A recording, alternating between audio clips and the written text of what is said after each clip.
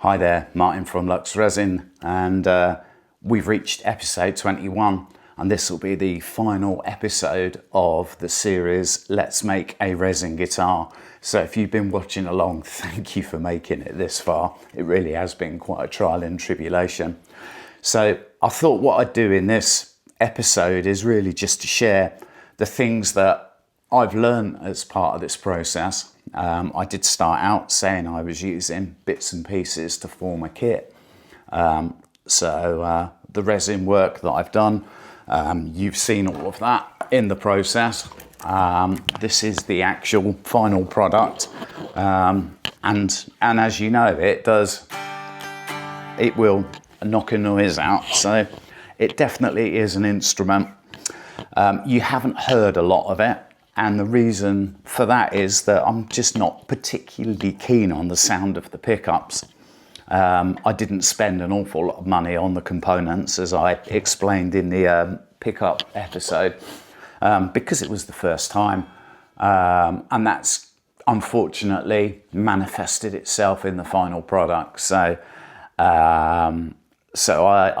it sounds okay, but I just don't think it's the sort of thing that I want to be demonstrating, and I guess I feel a little bit shy about playing to you all as well at this stage.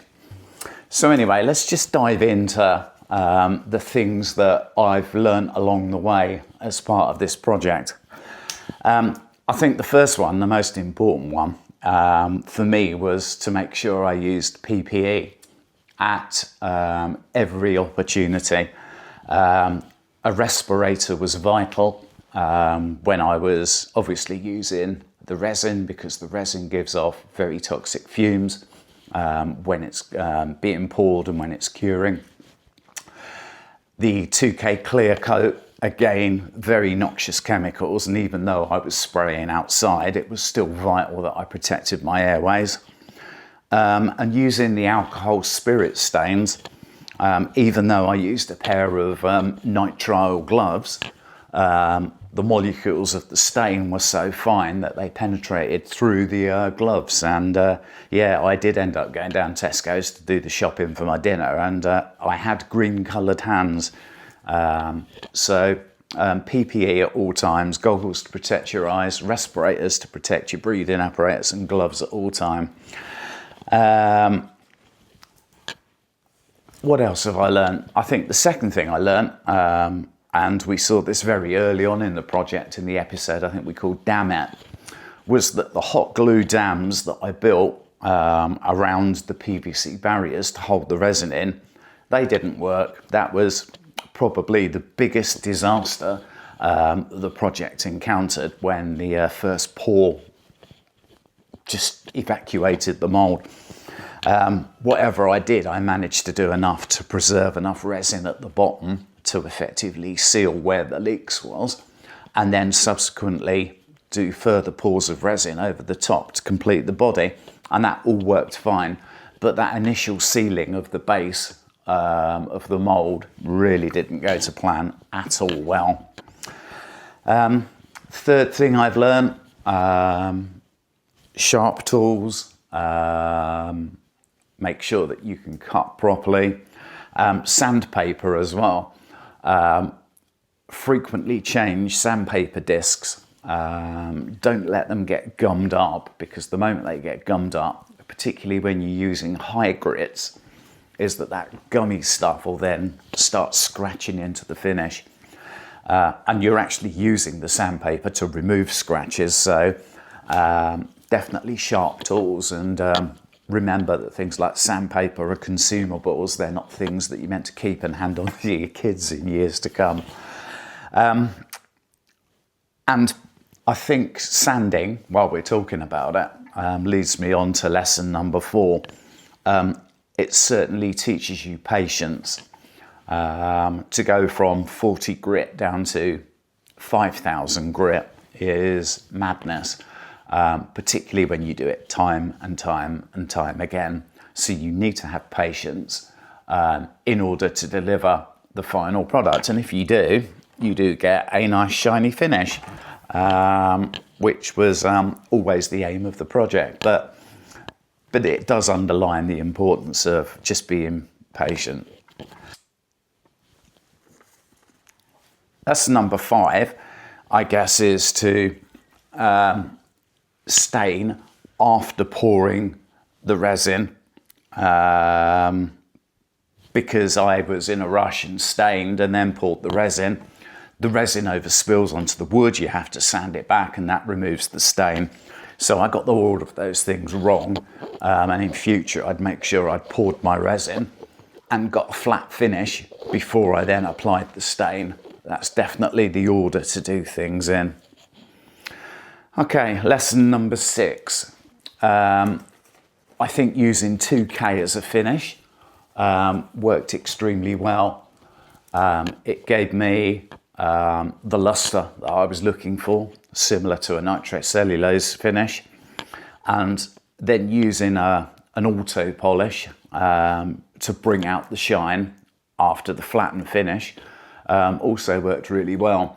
And 2K is really hard wearing, so it will take knocks, and unlike nitrocellulose, it isn't going to crack as it ages, so that was a big win-win for me. I think lesson number 7, and I mentioned this earlier, if I ever do this again, I'll make sure I'll invest in pickups.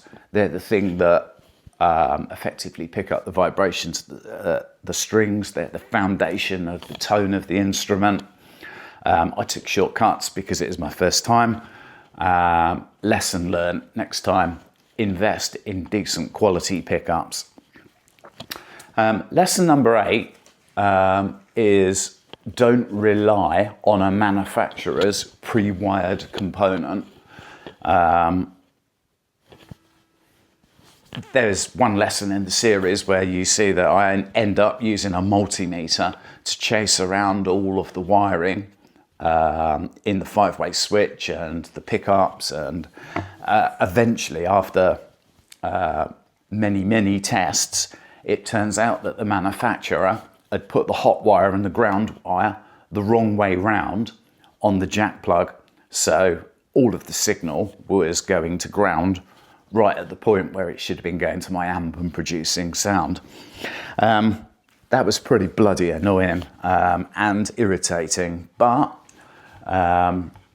you know, it's taught me some lessons in using a multimeter and being methodical about the way that you problem solve. So lesson learned. Lesson number 10, or even lesson number 9, I think it is.